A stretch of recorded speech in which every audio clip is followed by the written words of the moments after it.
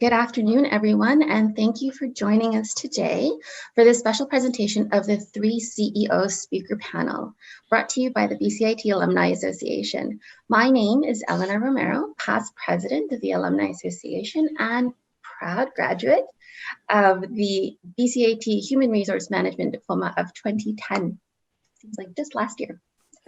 On behalf of the Alumni Association Board of Directors, many of whom I know are here with us today, I warmly welcome all BCIT alumni, students, staff, and faculty on this Zoom webinar. Thank you so much for joining us. I would also like to thank our generous affinity partners whose funding makes our programs and events possible. Thank you very much to BMO MasterCard, IA Financial, TD Insurance, and Prospera. And now I have the honor of introducing you to the 3 CEOs. To help cope in this changing world, the 3 CEOs are going to share authentic experiences and stories relating to difficult times and some strategies for how they moved through it, both in their business as well as in their personal lives. The first panelist is no stranger to BCIT. Nigel Bennett is a mechanical engineering alum and recipient of the 2018 BCIT Distinguished Alumni Award. Nigel founded, yes, thank you. Nigel founded AquaGuard Spill Response and has written a book, Take That Leap, Risking It All for What Really Matters. Great read, by the way. Next, we have Todd Palmer, a 6-time Inc. 5000 CEO and president and business coach. And last but certainly not least, Andy Buyting is a certified scaling up business coach and the founder of the CEO Tulip Media Group. Nigel, Andy, and Todd, a warm welcome and over to you. Thanks, Elena. Hey, Andy, did you want to do the housekeeping first, or? No, you. Why don't you go ahead and Sure. We'll do some quick. Yeah, I'll just introduce myself really quick. I'm Nigel Bennett, and yes, I am a BCIT alum. I graduated in the early 1980s, a little ways back now. In 1992, I founded a company called AquaGuard Spill Response, where we design and manufacture marine oil spill response equipment for major oil spills around the world, like the BP Horizon and things like that. We've done business in about 104 countries around the world, have about 3,000 clients. As Elena mentioned, yes, I wrote a book called Take That Leap, Risking It All. Take That Leap, Risking It All for What Really Matters. And they wanted me to plug it because it's actually in the BCIT alumni store, so you can grab a copy there, right, Elena? And also with my family, I founded a group called True Beach, where we report on true conditions of the oceans around the world and beaches. And because I'm dyslexic and I have ADD, my family, we formed a group called giftadd.com. And so I've actually, after BCIT, I kept learning, and I ended up at MIT in Boston in a conclave of entrepreneurs, of extraordinary entrepreneurs.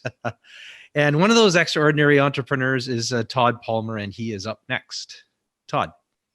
Nigel, thank you so much for the introduction. And it's really an honor to be here. I'm actually living my life by design today. I'm actually in Phoenix, Arizona, but I'm originally from Detroit, Michigan.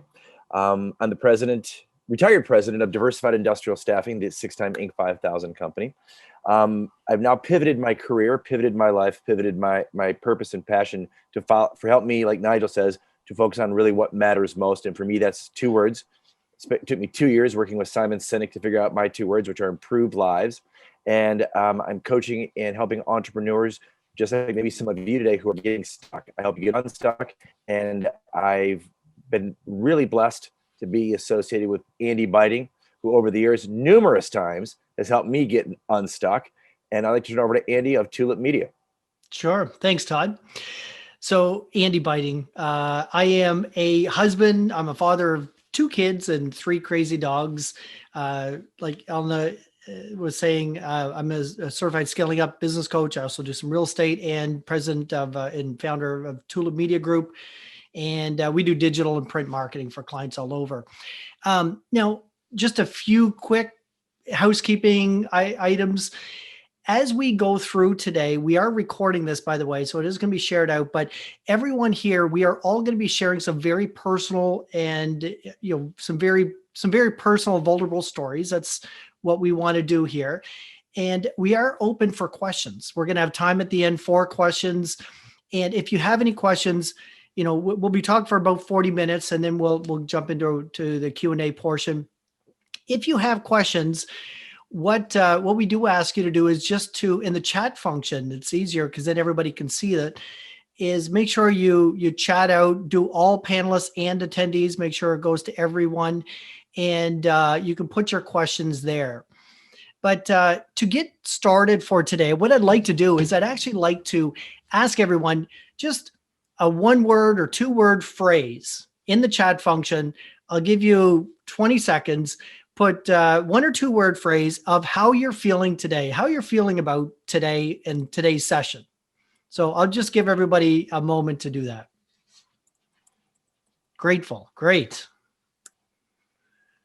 Psyched to be here.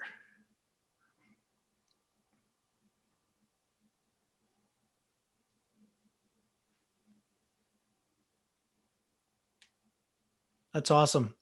I know Nigel speaks so highly of this organization and everybody involved. So I'm excited as well. Okay, well, we're going to get started as people are still filling those in. Thank you very much for that. So what we're going to do is we're going to go through one at a time and just kind of share our stories. And what we've shared in the past is a lot of lessons from the edge, like when things have gotten really, really, really tough for us.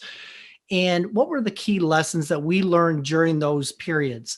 And especially with the challenging year we've had, it's certainly, I heard, was in a summit this morning, a virtual summit, and they said COVID has accelerated change. And they said we get 5 years worth of change crammed into the last 5 months. And that's what businesses and people and families are dealing with nowadays. So when we think about challenging times, and the reason why the three of us are together are to share our challenging times, because a few of us have a little bit of gray hair. Actually, I think we all have a little bit of gray hair. I'm the one that's still in denial about that. But we've been around, we've dealt with these challenging times. And I know my most challenging time, to tell you my personal story, is during the last recession. So I was in the home and garden industry in Eastern Canada, in New Brunswick. And we were growing this business fairly quickly. We were scaling past $10 million in annual revenues, 125 employees, did a major expansion in 2007, 2008. And if anybody can remember what happened just around the corner of that was the recession. And even though it didn't affect our business directly, because home and garden industry is known to be quite recession proof, it did affect our banking relationships. And what ended up happening was, because of the banking situation south of the border, my banker called me up one day and she said, we've got a challenge, we've got an issue. She said, the bank has downgraded the risk rating for your industry, which is downgraded, no fault of your own, has downgraded your risk rating. I said, well, what does that mean? And she said, bottom line, you no longer qualify for the loans that you have. And so what's going to happen now? She said, well, the bank's going to call everything you owe. So within 2 weeks, registered letters were delivered to my lawyer. And here I was in 2000, and this would have been 2008. I was faced with all these loans that were called.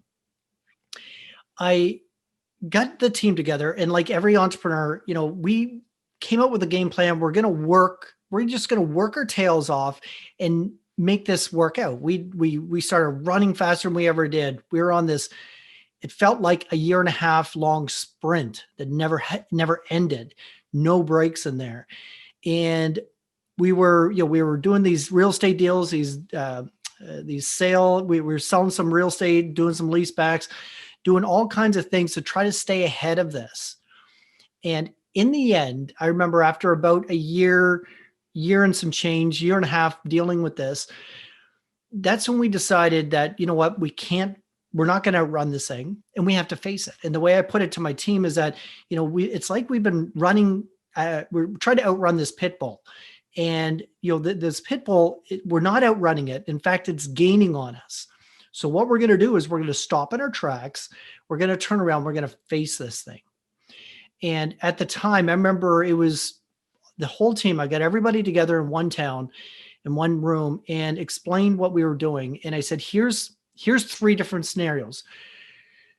Best case scenario, we pull out of this bankruptcy protection intact and we move forward. That's what we're banking on. The other scenario might be is we have to amputate half the company but save the other half. And I said, it said, well, what's the worst case scenario? Well, I mean, we are putting the whole company at risk.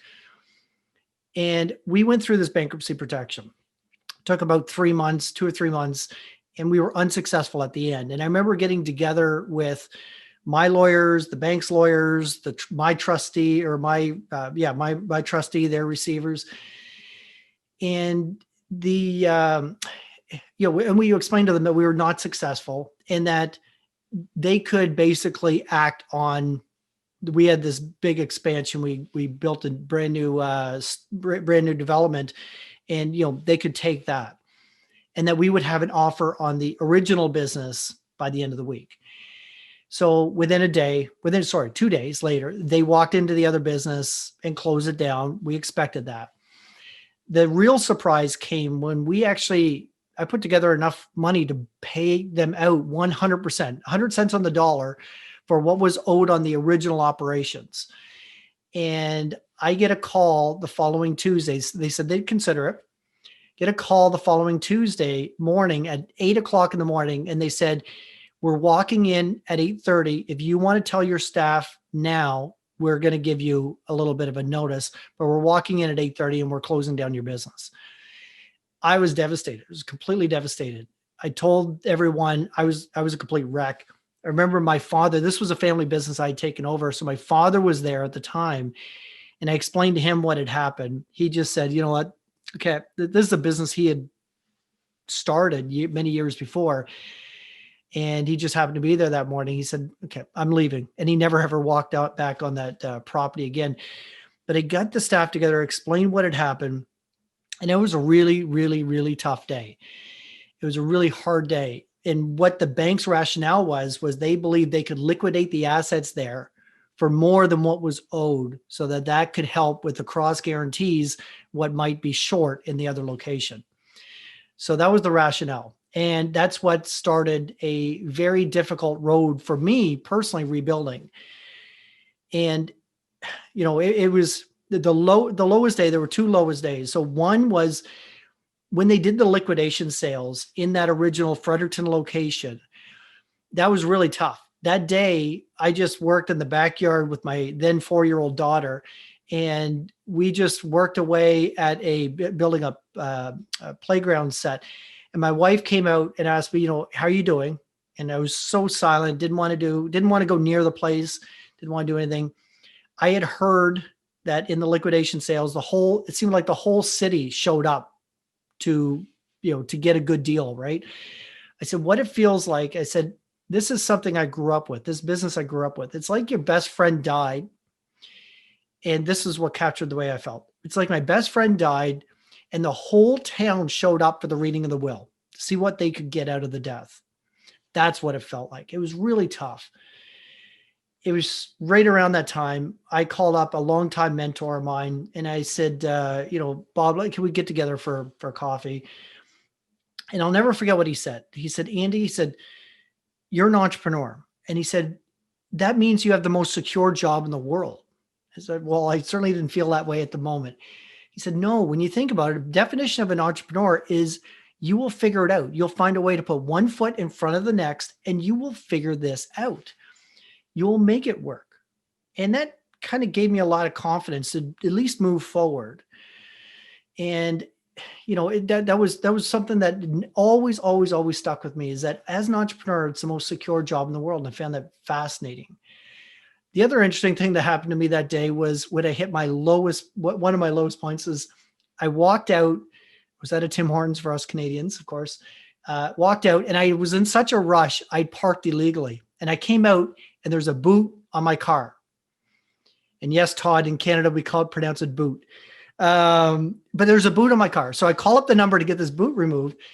And he says, okay, no problem. Send a person out, $130 to take this off, which is not the end of the world, except for I had just lost my business. And I I drained my accounts to make payrolls and so on.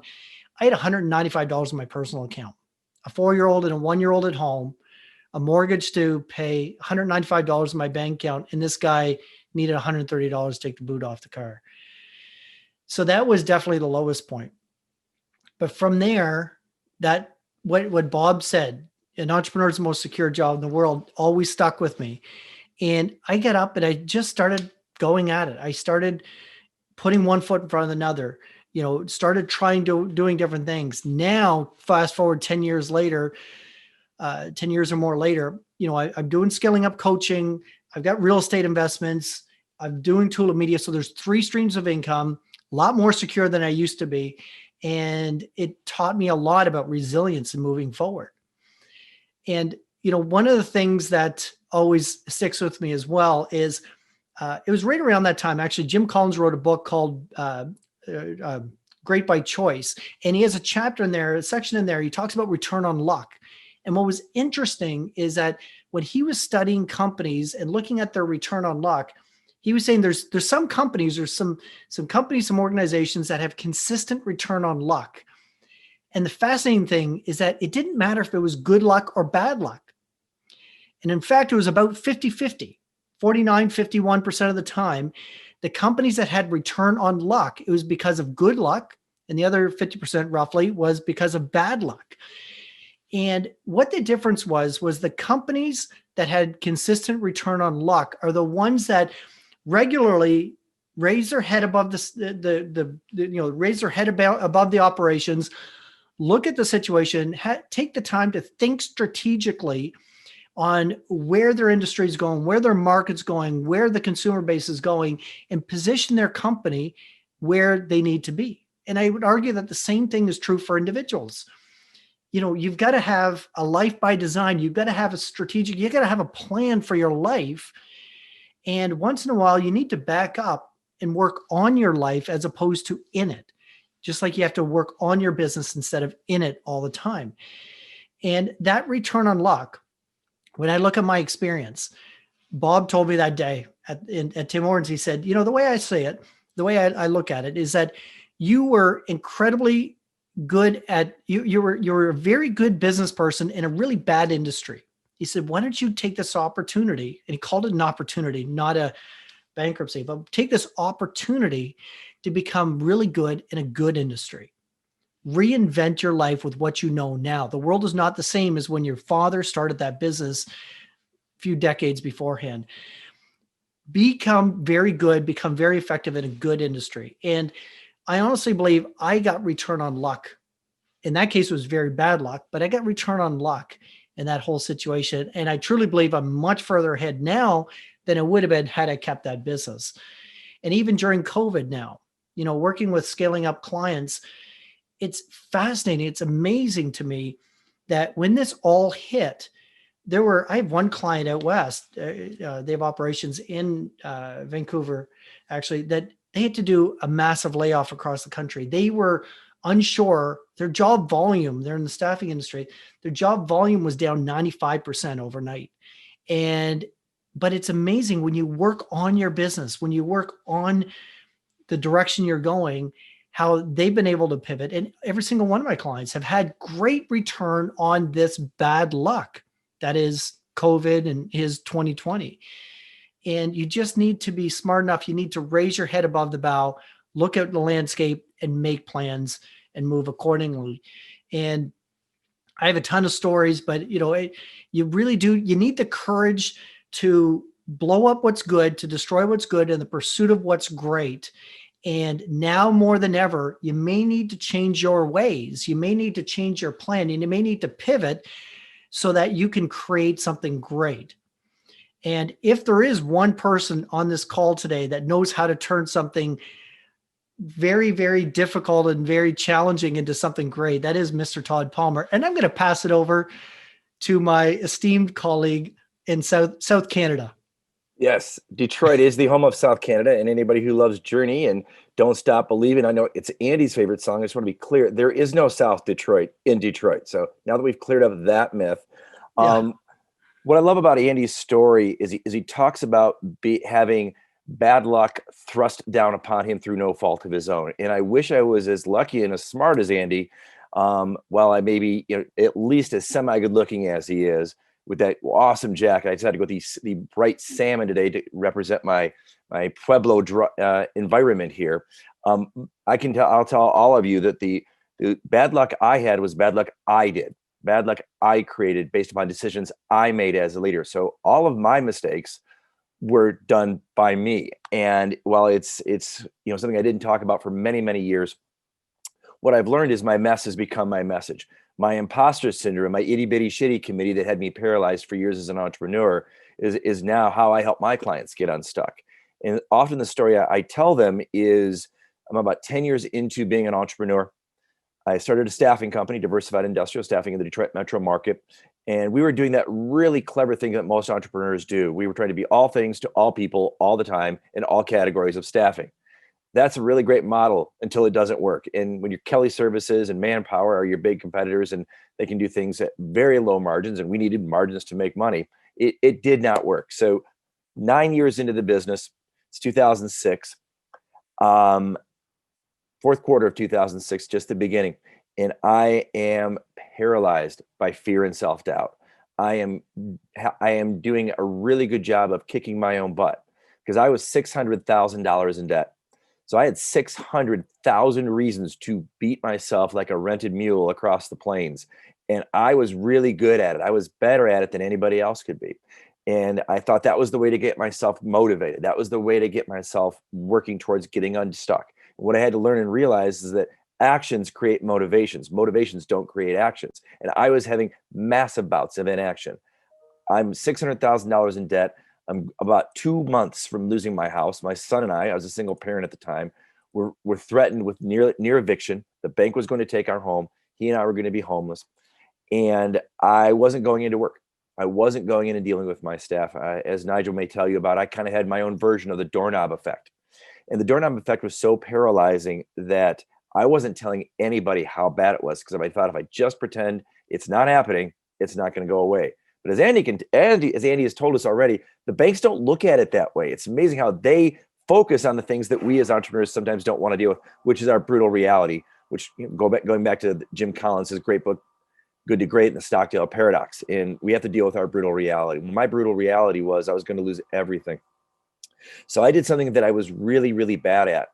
I finally raised my hand and I asked for help and I hired a coach. And this coach comes into Detroit thinking it's not that bad. It can't be as bad as you're telling me. We break out the numbers.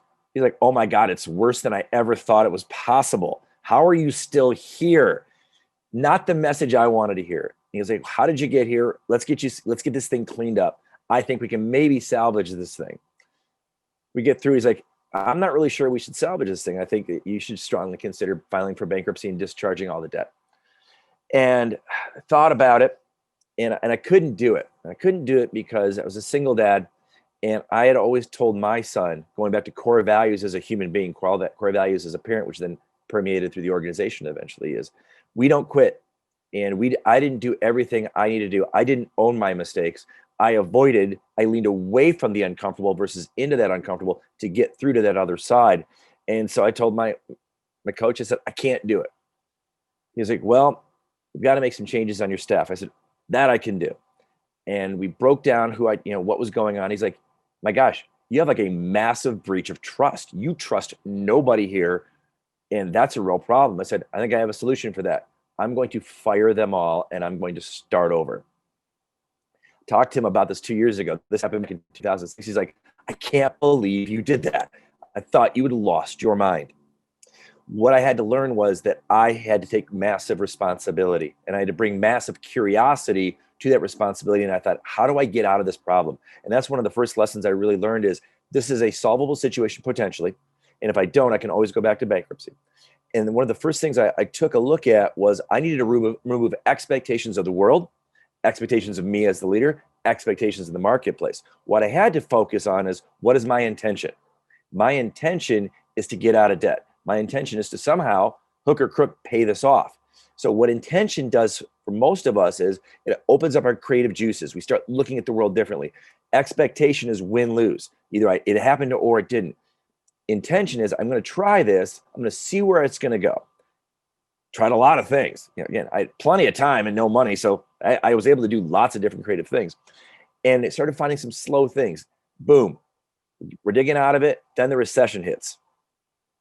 Like, you got to be kidding me. Really? Like, I didn't get it. Like, okay, I screwed up. Now I got the recession hitting me. Big giant punch in the face.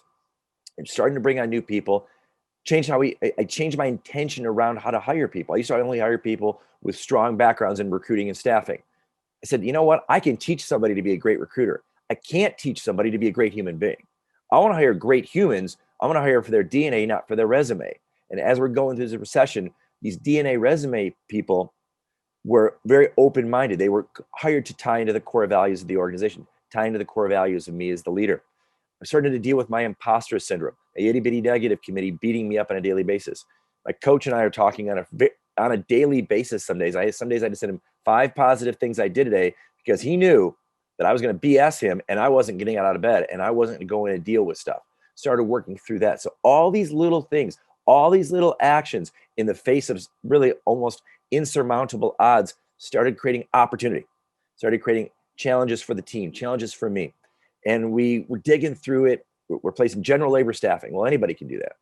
Started talking to clients. They said, we're not hiring right now. We're in the middle of a recession. I said, if you could hire one person when you come out of the recession, who would that one person be? Creative marketplace analysis, right? The guys, well, I need this kind of guy. And we started making a list on a big whiteboard of what they needed. What do our clients need? Not who we think you need, but what can we deliver that you're telling us you need? Slowly over time, start whittling it away and whittling it away and whittling it away. Come up with, we want to be America's leading skilled trades provider of industrial and manufacturing talents coast to coast. We want to focus on CNC people. We want to focus on high-end plant managers and high-end quality people. So we really figured out we're going to double down on a very, very big micro niche. I know it's something that Andy and I have talked about over the years. When you're working with companies and they're being all things to all people, how do we get them to find a niche? How do we get them to find even a smaller niche and a micro niche and a hyper niche? That's where the money came from. So what we were able to do by massive action, massive efforts, looking at opportunities, not getting beaten up in defense. I literally created I don't think I've ever told them this. We created a contest to see who could be the biggest failure of the week. Started calling it the Fail Forward Award. So whoever had the most rejection, they got the bonus for the week, not the person who had the most success, because we needed a bunch of ideas and we needed people to feel excited about them. We need people to try, and then try again, because it's every step along that path. Everything we learn, you don't fail. That was what I was telling myself. We're failing. No, we're learning. And when we learn, we're going to get better. Flash forward 7 years in, we pay off all $600,000 in debt, and we started getting some awards. So we made the Inc. list not 1 time, not 2 times, not 3 times, but 6 times as one of the fastest growing companies in America. And it wasn't because I was a great leader 10 years forward. It was because I chose to be a lifelong learner. I chose to double down. I chose to connect and change my tribe. Instead of hanging out with the negative Nellies, I found the positive Andys and the positive Nigels in my life to make my life a better place. We're able to move things around in the organization. I created a culture champion. Wasn't going to be me. Remember, I still got a little bit of this chatter going on in my head. So I made my key employee the culture champion. We started changing the core values of the organization. We started off with my core values, which made sense.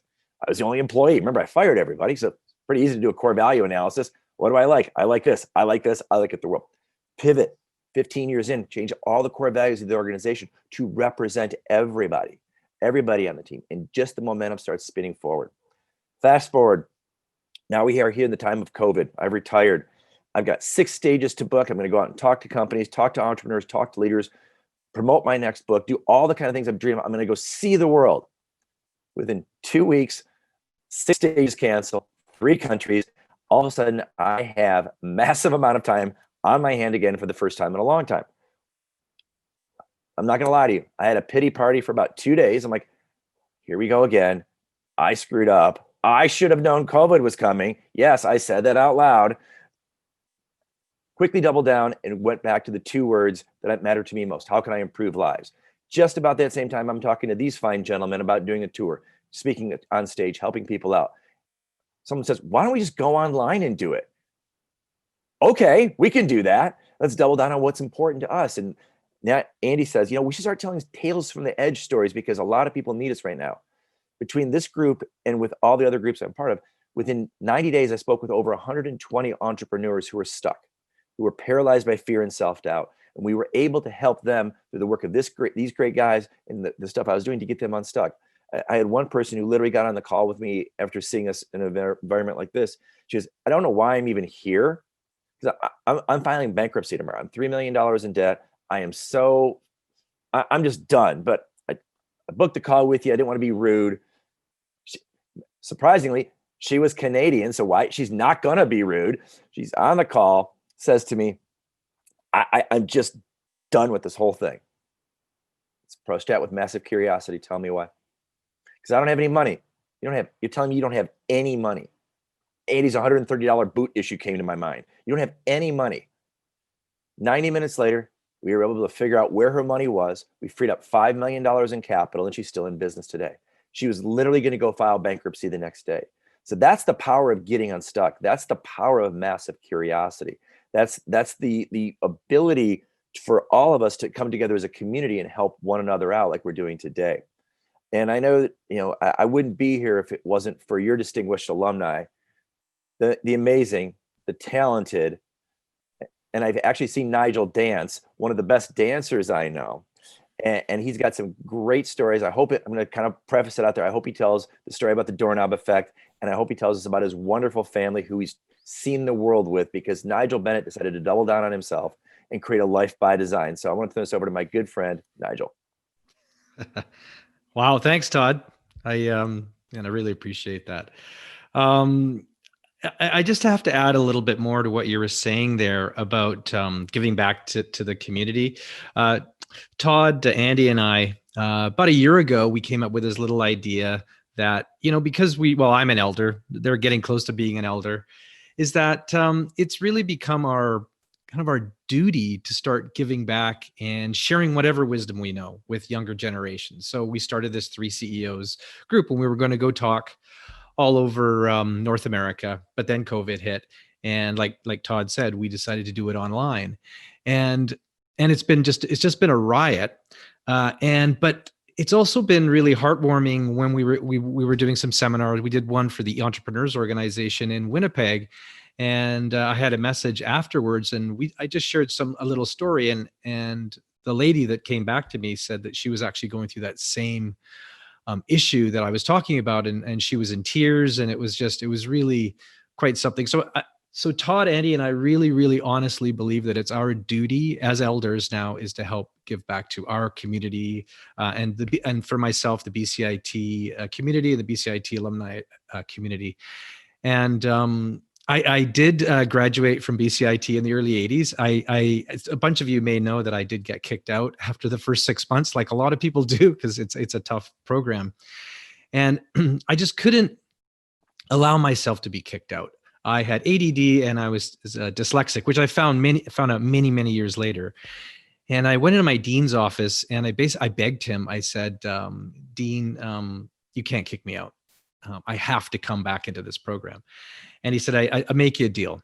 I will allow you to come back if you take the classes that you failed at night school and a full day load. And I said, sign me up. Yeah, absolutely. So I did get back in. But the only way that I got through, the only way that I graduated is I surrounded myself with really smart people, a lot smarter than myself. And that's been a bit of a fabric of my whole life. I've been really fortunate to have really amazing people around me that I could lean on, and they can lean on me, and we work together as a team, because we can't do life alone. I'll go back into some of my early history. Right out of BCIT, I found myself in countries like Venezuela, Brazil, Egypt. I was working for my father's environmental mapping company for 10 years, from about 1982 to 1992. And I saw things that somebody from Vancouver, a young guy growing up in Vancouver, had never seen.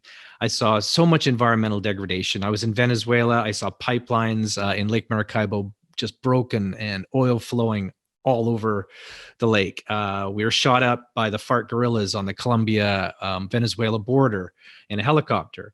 And I found myself in Egypt for 5 years on and off. And the same thing I saw over the Sinai Peninsula, pipeline after pipeline after pipeline, and oil flowing into the Red Sea. And one of the things that really stuck with me was a helicopter pilot named Johnny, an ex-Vietnam pilot. He knew what I was up to, and he took me into a whole bunch of areas that I was not supposed to go. And I did get photographs of things that I wasn't supposed to see.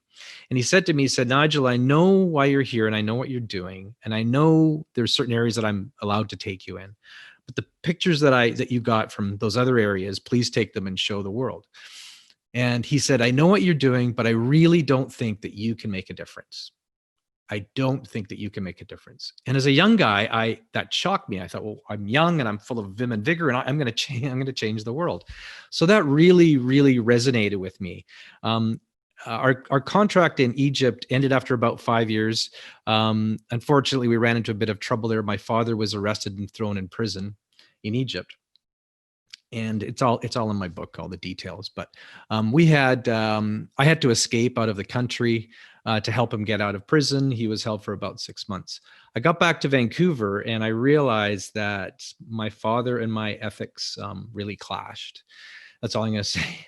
And so I had to leave. And I left. I took my sister with me and another guy, and we formed AquaGuard Spill Response. And I had clients all over the world because I've been working in 10 different countries. And so I leveraged everything that I had. My wife, we had a tiny little house. She had all the money. I had no money. And we rented out every room in our house and to students, et cetera. And then we started having kids. And it was absolute chaos for years. I was living in chaos. And as Todd said earlier, I have this thing that I call the doorknob effect. So I would go to my office every day, and I'd reach out to touch my doorknob to go into the office. And it was almost like it was vibrating. And I would just take a deep breath, and I would step in to the absolute chaos and bedlam that was going on inside my office for almost 20 years. And I just didn't know what to do. I was putting out fire after fire after fire. My life was absolute chaos. But I had a good friend of mine. His name was Trevor Bowles, and he played for the Edmonton Eskimos and a bunch of other CFL football teams. He was a big lineman. He was like 320 pounds, big boy. And he saw what I was going through, and he saw that I was really suffering. And he literally grabbed me by the scruff of my neck, and he said, Nigel, you're coming with me. I'm taking you to a peer group called the Entrepreneurs Organization. I'm like, okay, fine. But I don't have time for any of this. My life is chaos. I don't have time. And he says, no, you're coming with me. And so I went to one of these meetings and I joined this peer group called the Young Entrepreneurs Organization, which became the Entrepreneurs Organization, which then eventually took me to MIT in Boston, where I met these two amazing fellows.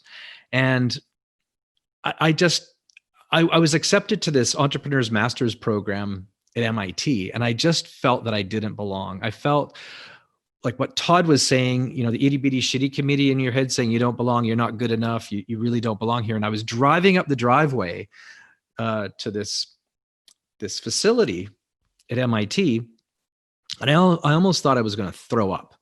I was so nervous, and I just felt that I didn't belong. So I got into the class. There were 75 entrepreneurs from all over the United States and Canada sitting in this conclave.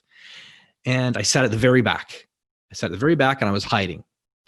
And the facilitator, his name's Vern Harnish, he's one of the founders of the Entrepreneurs Organization, stood at the front of the room, and he said, I want to ask everybody in this room a question. How many of you have a coach? And I had just actually hired a coach about a month before attending.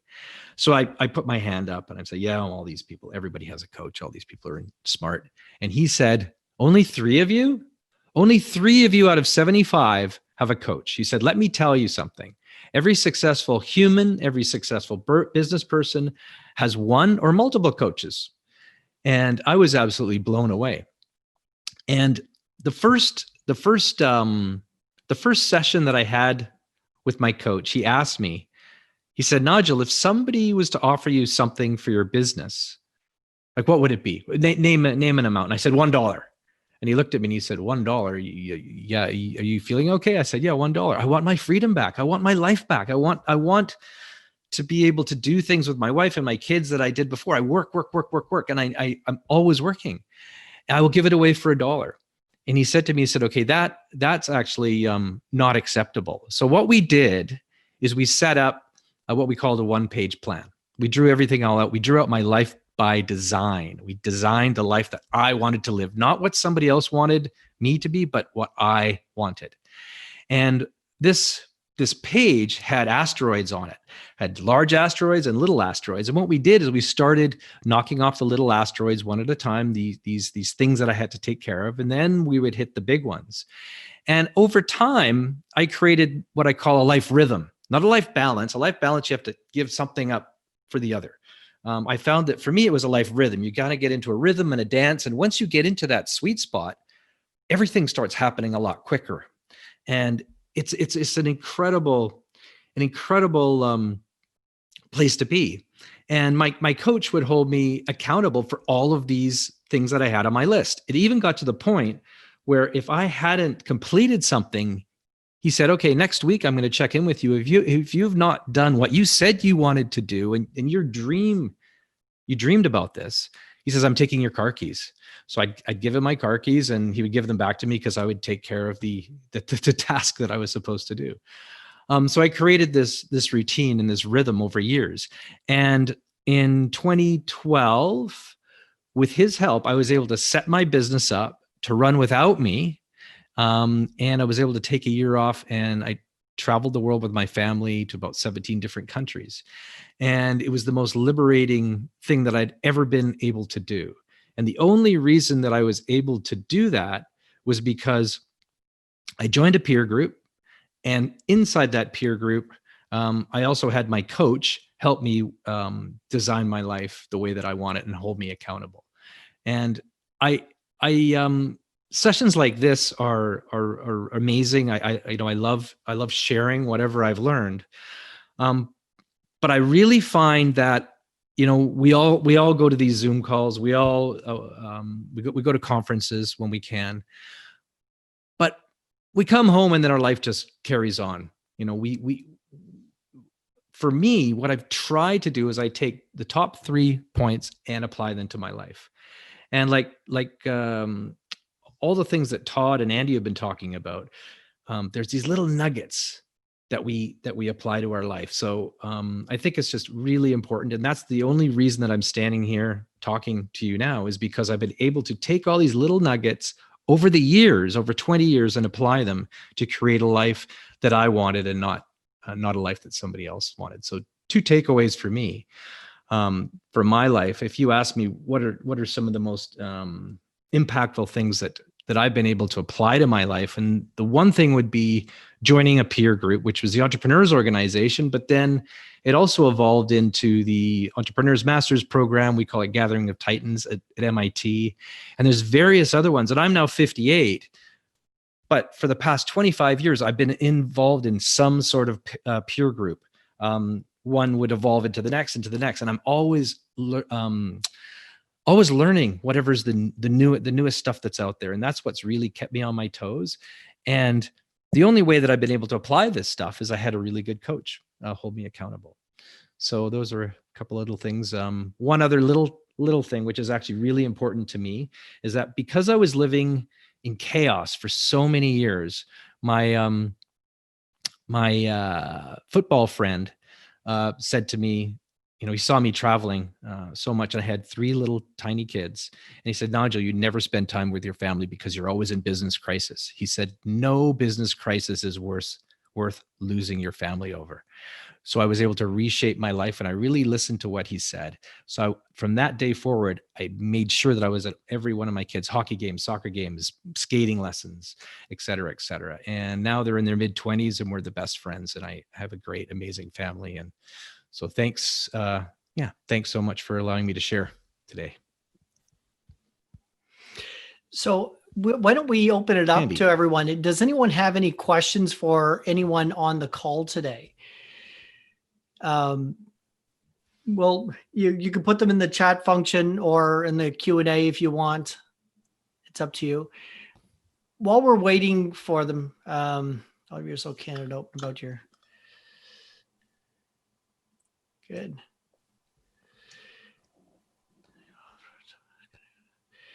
Can you comment on that very first step, starting a business, that leap of faith, perhaps, or knowing when you have a viable business concept?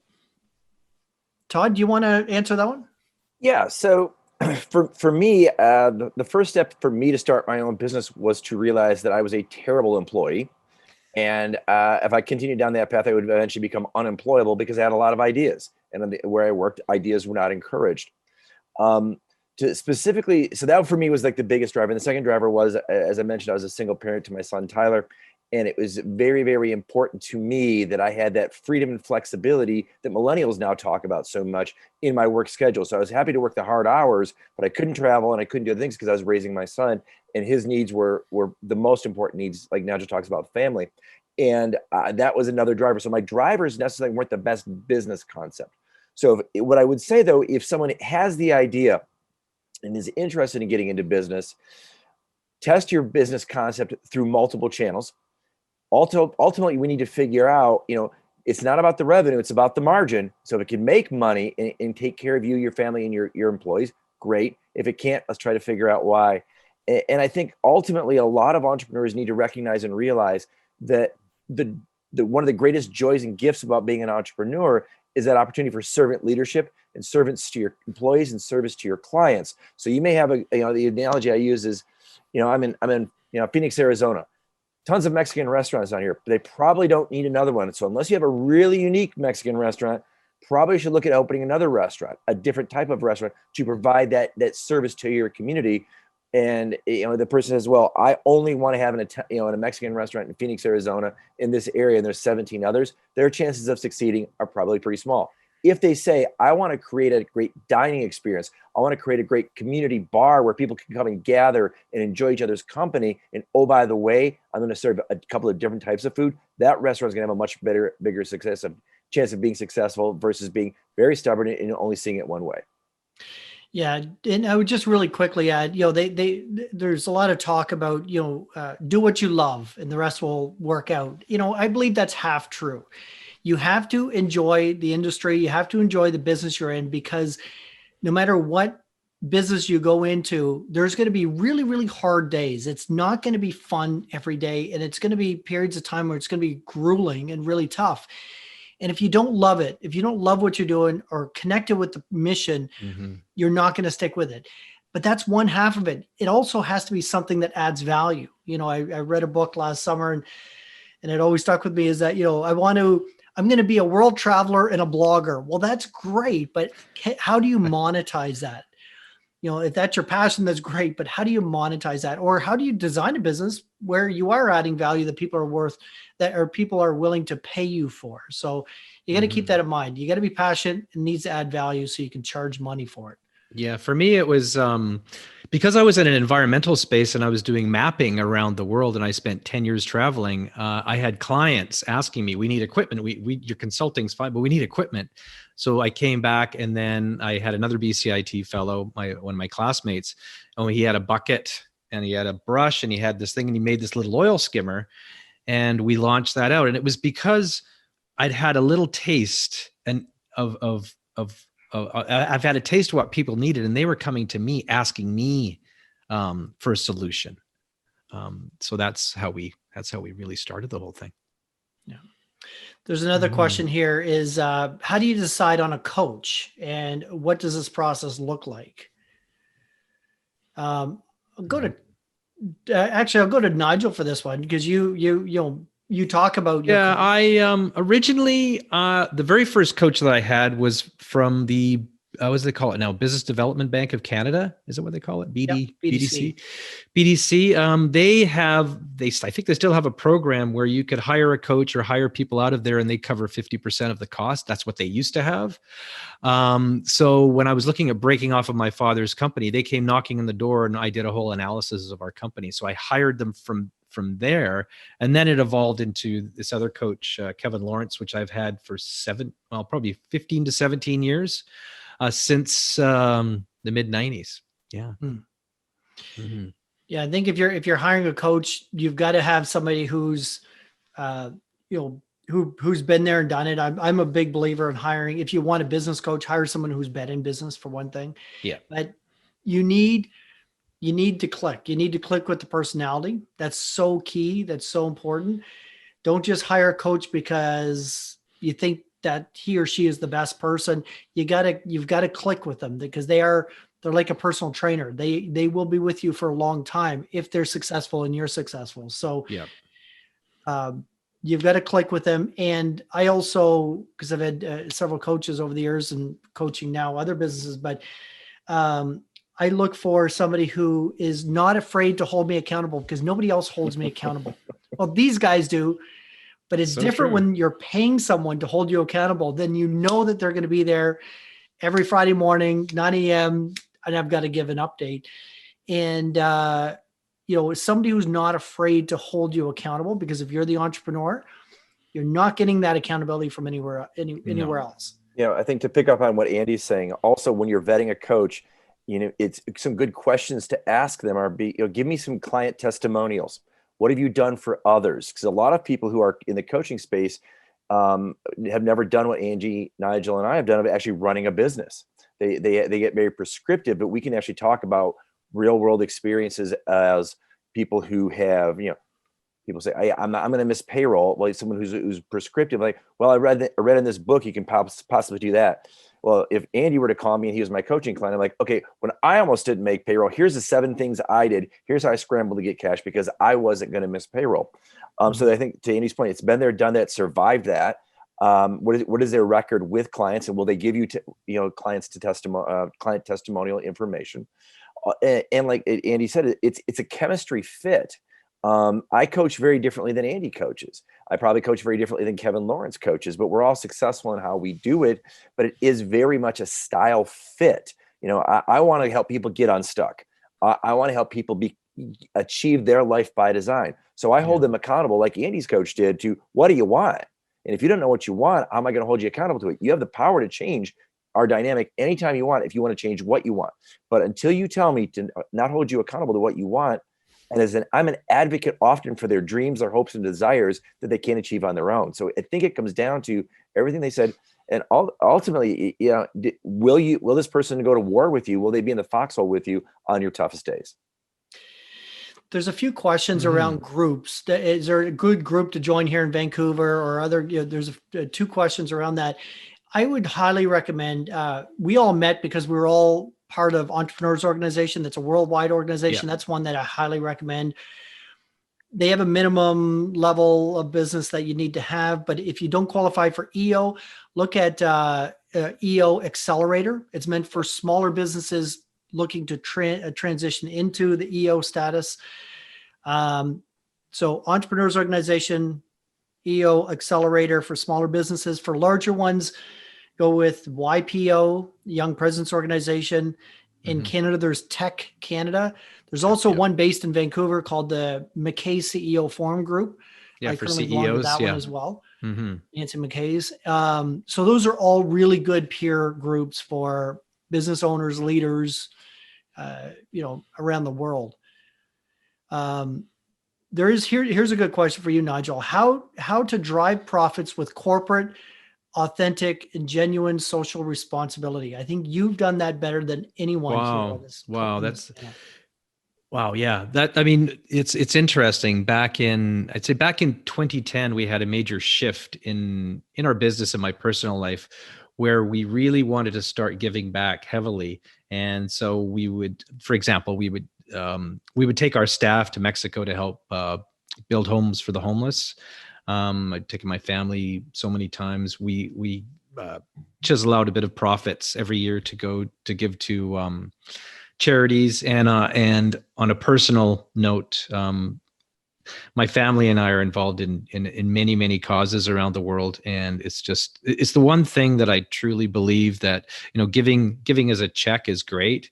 Giving of yourself is incredible, but giving as a family, there's nothing quite like it. So I don't know if that answered your question, but that's what I do on a personal level. Just to share how you made a shift. You almost had a business deal that you pulled off the table. Yeah. I did. That's what I was thinking of, In 2010, I was, I'd sold my business pretty much. I had a deposit down. It was a large British firm. They were going to buy our business, but then I was invited through the class in Boston by a lady called Lynn Twist, who wrote a book called The Soul of Money, a great book. And she invited some of us to go deep into the Amazon rainforest with her to experience a tribe called the Ashwar tribe. So I was right in the middle of selling my business. The BP Horizon oil spill was going full tilt in the Gulf of Mexico, and I took off to the Amazon to find myself, I guess. And I was laying on this banana leaf. We did ceremony with the tribe, which entailed some ayahuasca, which is a hallucinogenic. And I basically had a vision.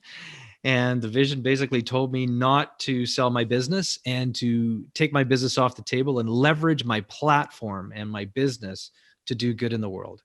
And so I flew back to Vancouver. I flew to London. I yanked the deal off the table, bought out my partner, put another guy in charge. And that's what I've been doing ever since, is just leveraging my platform, because I was going to sell my business, but I was so scared I was going to lose my platform. And so I took my platform and I've been leveraging it to do good and connect amazing people doing amazing things around the world. That's why we're doing this as well. So business really can be a platform for good. A platform for good, yeah.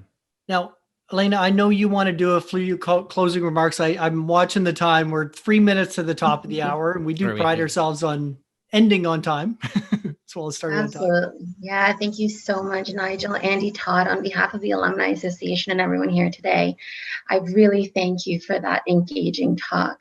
I know you've inspired us to look at these times differently, and you shared examples of strategies, tactics that each of you used to overcome challenges and achieve success. And if we were all together in person, this would be the time where I'd be giving you a big round of applause. So we'll have to do that virtually right now. You're right, I do have a few closing comments. Our sincere thank you to everyone in the audience today. We invite you to join us for our next speaker panel event, as well as check out the BCIT Alumni Holiday Market. You can do so by downloading the BCIT Perks app. This is free on the App Store and Google Play, so check that out for event details.